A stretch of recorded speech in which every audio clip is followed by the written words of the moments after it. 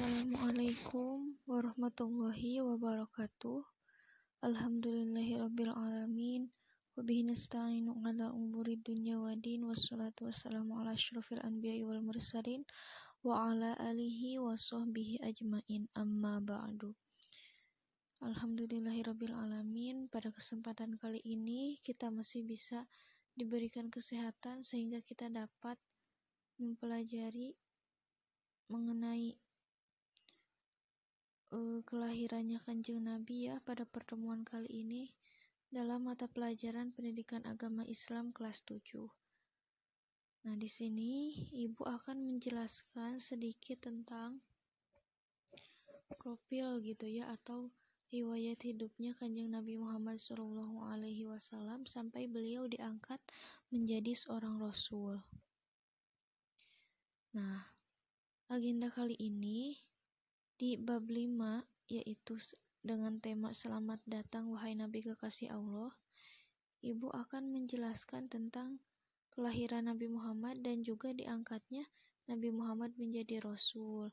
Nah, adapun untuk tujuan pembelajarannya yaitu untuk mengetahui kelahiran Rasul dan untuk mengetahui proses diangkatnya Nabi Muhammad menjadi Rasul.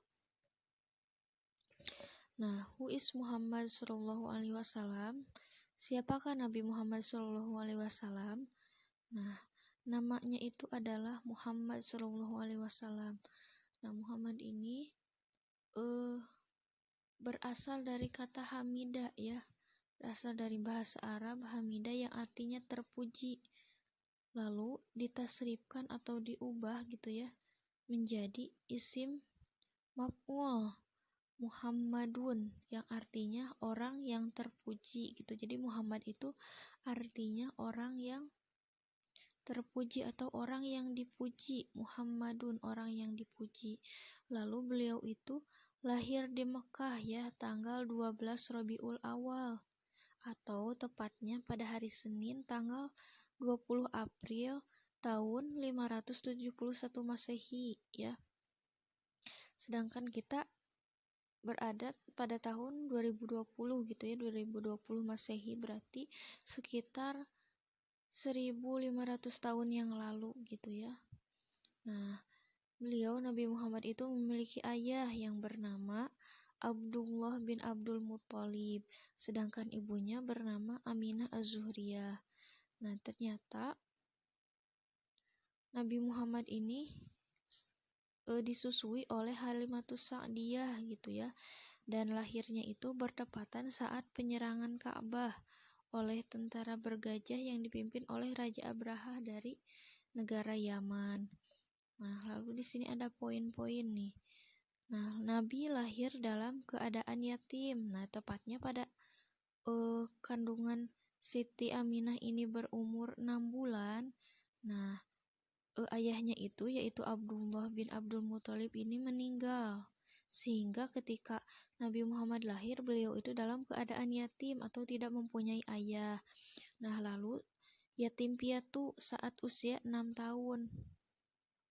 Nah, setelah tadi pada usia 6 bulan saat di kandungan itu ditinggalkan oleh ayah, nah pada usia 6 tahun itu ditinggalkan oleh sang ibu, oleh Siti Aminah gitu ya, Siti Aminah Az-Zuhriyah. Jadi posisi beliau itu menjadi yatim piatu. Setelah kedua orang tuanya meninggal, lalu pada sampai usia 8 tahun itu diasuh oleh kakeknya, berarti 2 tahun ya, dari 6 tahun sampai 8 tahun diasuh oleh kakeknya. Nah, tapi pada saat usia 8 tahun ternyata kakeknya juga meninggal dunia dan akhirnya diasuh oleh pamannya sendiri yaitu sampai dewasa ya. Nah, lalu yang pertama setelah tadi Nabi Muhammad itu diasuh oleh pamannya ya, Abu Thalib nama pamannya itu. Nah, Nabi itu diajarkan untuk mencari pekerjaan sebagai buruh di usianya yang baru 10 tahun agar bisa menghadapi hidup atau bisa menghidupi dirinya sendiri. Nah, jadi pada saat usia 10 tahun Nabi itu sudah diajarkan atau diajarkan untuk mencari pekerjaan ya agar bisa menghidupi dirinya sendiri pada usia 10 tahun. Lalu karena sang paman tadi Abu Thalib itu melihat kecerdasan dan kematangan keponakannya, maka pada usia 12 tahun Nabi Muhammad diperkenalkan kepada ilmu perniagaan. Ketika umur 10 tahun tadi mulai diajarkan gitu ya, atau mencari pekerjaan sendiri, maka pada umur 12 tahun diajarkan ilmu perniagaan oleh pamannya. Lalu dari umur 12 tahun sampai umur 15 tahun atau hampir 3 tahunan ya gitu ya, Nabi Muhammad mengikuti pamannya untuk menjajankan barang dagangannya. Nah, jadi 3 tahun lamanya Nabi Muhammad ikut gitu ya dengan pamannya berniaga. Nah, pada usia 25 tahun Nabi mulai berdagang sendiri tanpa bantuan pamannya. Ia mengambil sendiri barang dagangannya dan memasarkannya.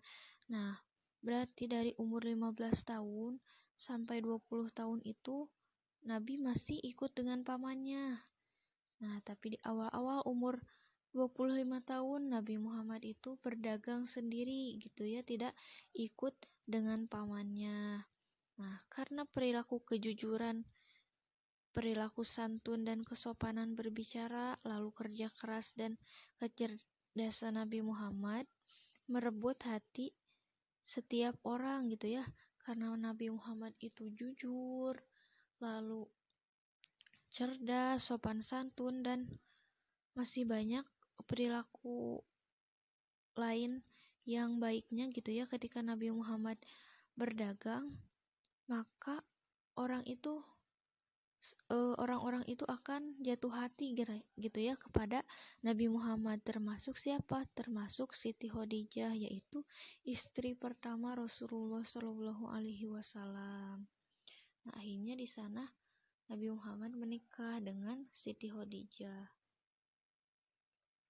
Nah, lalu ada proses diangkatnya Nabi Muhammad menjadi Rasul. Nah, Nabi Muhammad pada saat itu ya, ketika sudah menikah dengan Siti Khadijah, merasakan keresahan atas perilaku yang dialami oleh masyarakat Arab yang kemudian jauh dari nilai-nilai kebenaran. Nah, atau sering disebut juga apa? Yaitu zaman jahiliyah gitu ya. Jahil, orang-orang bodoh gitu ya. Tidak tahu mana benar, mana yang salah. Lalu Nabi Muhammad SAW melakukan uzlah atau mengasingkan diri di Gua Hiro. Hal ini dilakukan beliau berkali-kali. Nah, maka tepat pada tanggal 17 Ramadan tahun ke-40, berarti beliau itu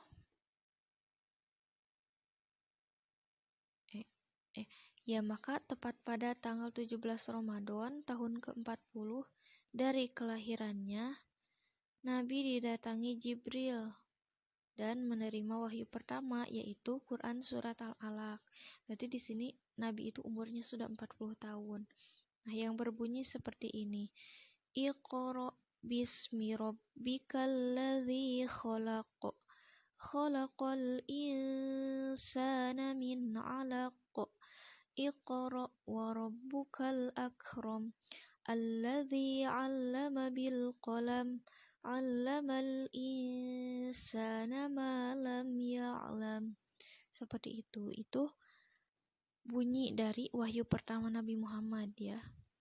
Nah, selanjutnya setelah tadi Nabi Muhammad menerima wahyu yang pertama, nah malaikat Jibril ini tidak muncul lagi untuk beberapa lama, sementara Nabi terus menantikan wahyu yang berikutnya dan selalu datang ke Gua Hiro ya. Nah, dalam keadaan menanti itulah turun wahyu yang kedua, yaitu surat Al-Mudaththir ayat 1-7. Bunyinya seperti ini. Ya ayyuhal muddaththir qum fa'andir wa rabbaka fakabbir wa thiyabaka fatahhir warrujza fahjur wa la tamnu tastakthir wali rabbika fasbir. Nah, itu bunyi ayat 1-7 ya, Quran surat Al-Mudaththir yang menjadi wahyu yang kedua.